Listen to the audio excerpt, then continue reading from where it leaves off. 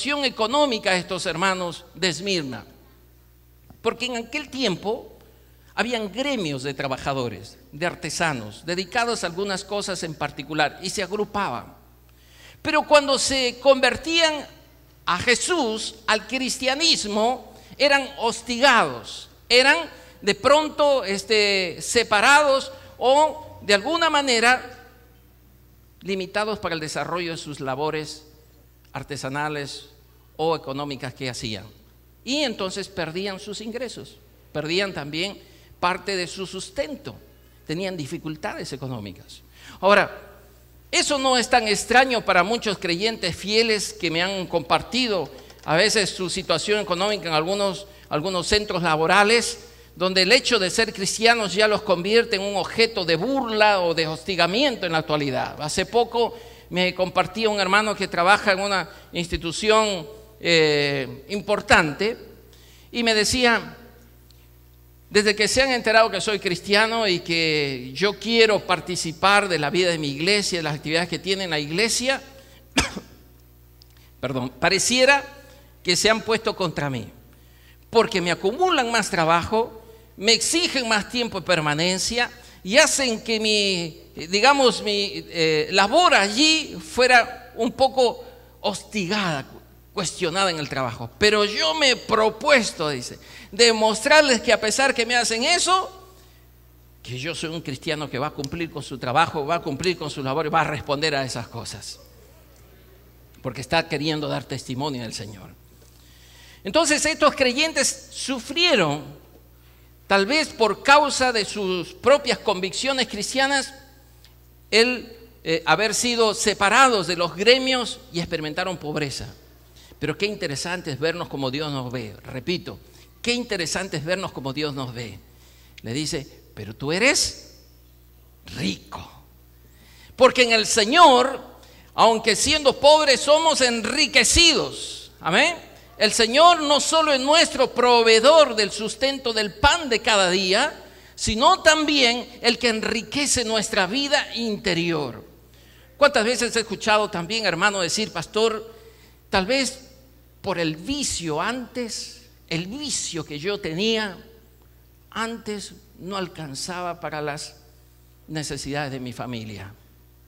Había necesidad para la educación de mis hijos, había necesidad aún para comer. Pero en Cristo, cuando ya he dejado todas esas cosas, me he dado cuenta que no solo alcanzaba, sino también sobraba.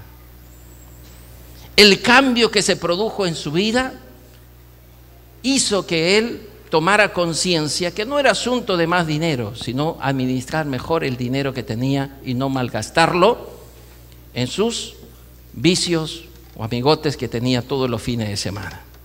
Así que, mis hermanos, usted entiende allí cómo el Señor también nos ve y cómo el Señor obra en nuestra vida. Ahora, usted entiende que la palabra aquí, tribulación, no es solamente una palabra larga, sino que también el concepto que expresa la palabra tribulación es un concepto, que expresa dolor extremo, asedio, presión, carga en el espíritu de la persona. Y uno puede estar atribulado, cargado, afligido de muchas maneras.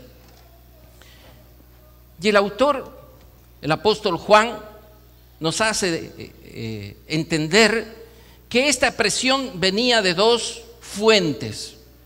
Uno, de los falsos judíos, pero falsos judíos instigados por el mundo espiritual maligno. No podemos ignorar lo que la Biblia también nos dice en Efesios, el capítulo 6. Nos dice que nuestra lucha no es contra carne ni sangre, sino contra huestes espirituales de maldad. Hay un mundo espiritual también que nosotros debemos estar alertas, que no esté queriendo allí socavar nuestra comunión, nuestra relación con el Señor, nuestra fidelidad hacia el Señor. Y aquí el apóstol Juan nos está diciendo: miren, pueden haber falsos hermanos. Claro, falsos hermanos también cargan el corazón, afligen el alma, porque aparentemente podrían ser como vestidos como ovejas, pero el corazón es de lobos, ¿no? Pero dice aquí el apóstol Juan que hay lucha espiritual también con el mundo maligno. Así que las pruebas tienen por allí también sus dificultades por esas causas. Mis hermanos, el Señor le dice a esta iglesia, la anima a esta iglesia y le dice dos cosas importantísimas.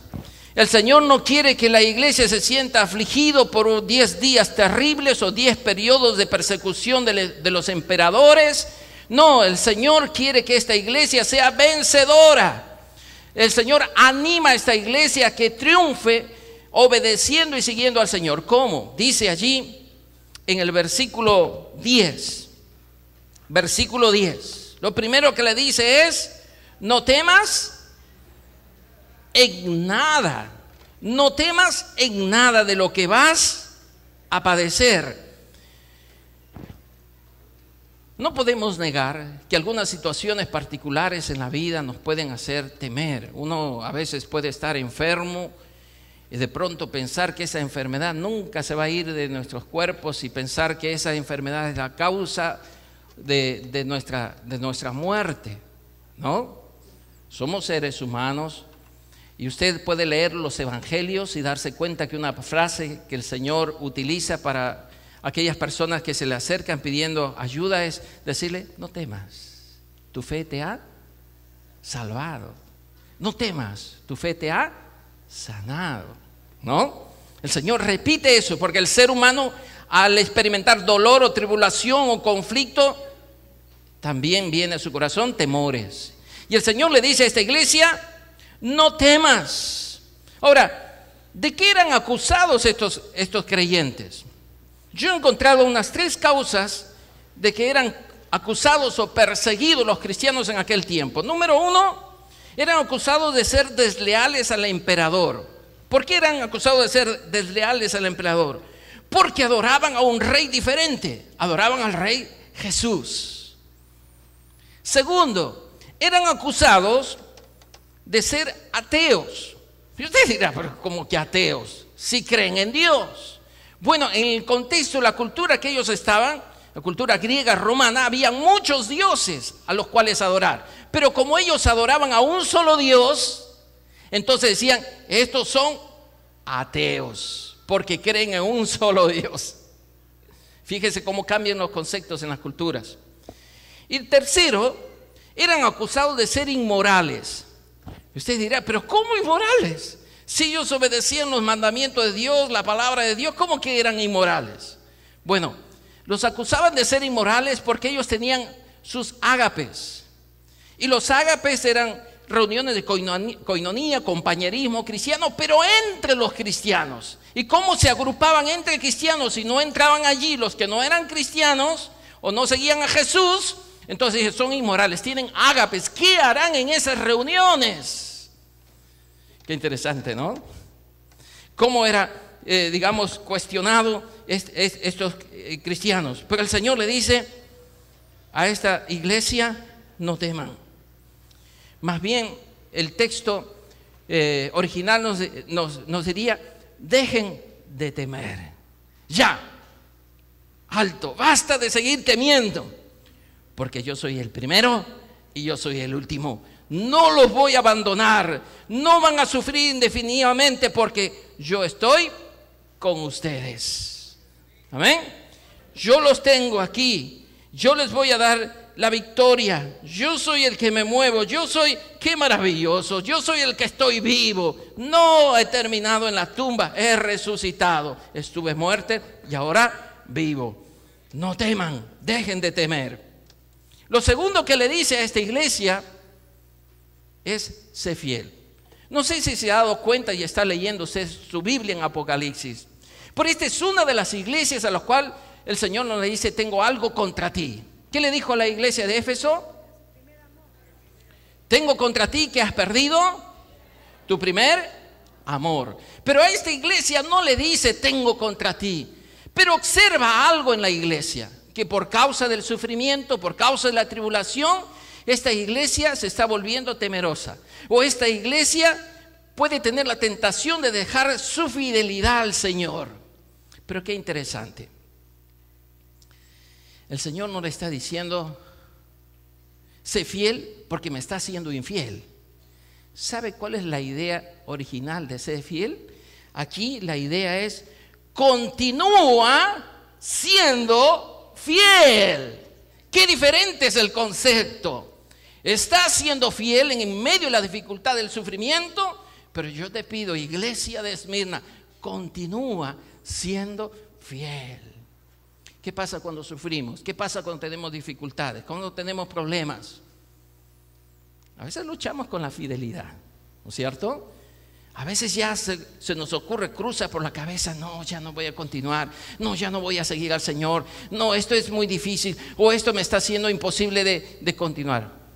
El Señor te dice, continúa siendo fiel, continúa siendo fiel. Qué hermoso, hermano. ¿Qué le promete a esta iglesia?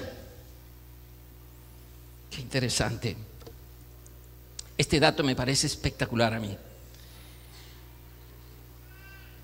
Esta iglesia ha durado más o menos 300 años. ¿Cuántos años tiene esta iglesia Pueblo Libre? 39. Estamos camino a los 40, ¿no? Ya vamos a ser muchachones. ¿Ah? Ya no somos muchachitos. 40 años. Pero esta iglesia se mantuvo fiel al Señor, continuó siendo fiel por lo menos más de 300 años. ¿Cuánto nos falta a nosotros? Tal vez no estaremos aquí si el Señor no viene antes, ¿no es cierto? No estaremos nosotros, tal vez nuestros hijos, nuestros nietos, bisnietos, si el Señor no viene antes, aunque yo creo que el Señor viene pronto. Pero esta iglesia fue fiel, continuó siendo fiel más de 300 años. Extraordinario. Una iglesia rica en una ciudad espiritualmente muerta, pero una iglesia pequeña pero fiel por 300 años en la historia que se le conoce a la iglesia de Esmirna. Hermanos, ¿cuánto nos falta a nosotros? Algunos están en su primer año, segundo año, 5 años de creyente, 10 años de creyente, y ya quiere tirar la toalla. Ya dice, ya este domingo no voy a la iglesia. Ya me cansé de ir a la iglesia todos los domingos. O de pronto, X razones, se dice, no, hoy voy a descansar porque esta semana he trabajado como burro. Continúa siendo fiel. Dile a tu hermano de tu derecha, a tu izquierda, dile, hermano, continúa siendo fiel. Fiel al Señor. Todavía te faltan 260 años para igualar a la iglesia de Esmirna. ¿Ah? Tremendo, ¿no? Pero hay propósitos de Dios, soberanos propósitos de Dios. Mi hermano, esta iglesia, dice allí el texto bíblico, que serán algunos echados en la cárcel, serán instigados por Satanás y los falsos judíos para ser probados. Dios tiene intenciones y propósitos en nuestras pruebas o dificultades que podemos experimentar en la vida. Yo le quiero decir 5 propósitos. Y justamente estoy recordando el año pasado cuando tenía un problema de salud. Ustedes saben, muchos estuvieron orando por mí y gracias a Dios puedo dar testimonio que el Señor sana. ¿Sí? Estoy chévere, hermano, puedo bailar ya. 9 meses estuve más o menos en cuidados, terapias y todas estas cosas. Hoy estoy bien, doy gracias al Señor. Pero a veces los hermanitos se me acercaban y me decían, pastor, estoy orando por usted porque el Señor está probando su corazón. Y me lo decían así y a veces me hacían sentir el pecador más grande del mundo. Parece que me estaban diciendo, pastor, usted está enfermo por causa de sus pecados. Entonces, como es un pecador, usted está enfermo, tiene que sufrir. Y yo decía, yo creo, Señor, que tú me estás enseñando otra cosa. Pero ya, hermanito, muchas gracias, que Dios te bendiga.